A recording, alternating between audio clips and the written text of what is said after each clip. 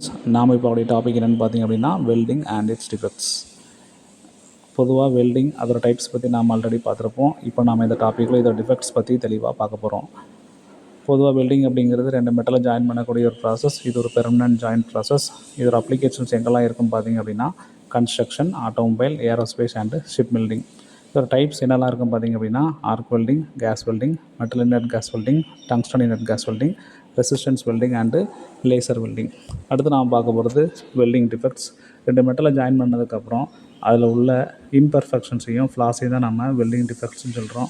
இந்த வெல்டிங் டிஃபெக்ட்ஸ்னால் அதோட ஸ்ட்ரென்த்தும் குவாலிட்டி என்ன ஆகும் அப்படின்னா குறையும். இதை நம்ம கரெக்ட் பண்ணாமல் விட்டோம் அப்படின்னா அது ஃபெயிலியர் கூட ஆக வாய்ப்பு இருக்குது. சம் காமன் வெல்டிங் டிஃபெக்ட்ஸ் பற்றி பார்க்க போகிறோம். அதில் நம்பர் 1 என்ன அப்படின்னா போரோசிட்டி. போரோசிட்டினா என்னென்னு பார்த்திங்க அப்படின்னா ரெண்டு மெட்டலில் ஜாயின் பண்ணும்போது அந்த ஜாயினிங் ஏரியாவில் சின்ன சின்ன ஏர் வாய்ட்ஸ் என்ன ஆகும் அப்படின்னா ஃபார்ம் ஆகும். இதை தான் நம்ம போரோசிட்டின்னு சொல்கிறோம். அடுத்து நம்ம பார்க்க போகிறது கிராக்கு.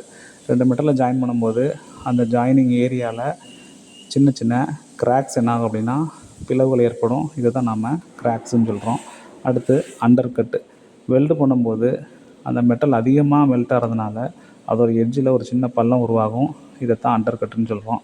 அடுத்து ஸ்லாக் இன்க்ளூஷன். வெல்டிங் ஏரியாவில் வெல்டு மெட்டல் கூட ஸ்லாக் பார்ட்டிகிள்ஸ் என்ன பண்ணும் அப்படின்னா மிக்ஸ் ஆகிக்கிடும். இதை தான் நம்ம என்ன சொல்கிறோம் அப்படின்னா ஸ்லாக் இன்க்ளூஷன் சொல்கிறோம். ஸ்லாக் அப்படிங்கிறது என்ன அப்படின்னா ஒரு நான் மெட்டாலிக் பை ப்ராடக்ட்டு. இது என்ன பண்ணும் அப்படின்னா வெல்டை பண்ணும்போது அதோட சர்ஃபேஸில் டெவலப் ஆகும். அடுத்து இன்கம்ப்ளீட் ஃபியூஷன்.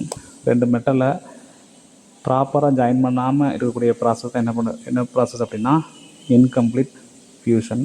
அது இன்கம்ப்ளீட் பெனிட்ரேஷனுங்கிறது என்ன அப்படின்னா ரெண்டு மெட்டலை ஜாயின் பண்ணும்போது மொத்த தடிமனுக்கும் வெல்டு பண்ணாமல் இருக்கிறது தான் என்ன அப்படின்னா இன்கம்ப்ளீட் பெனிட்ரேஷன். அடுத்து ஸ்பேட்டர்.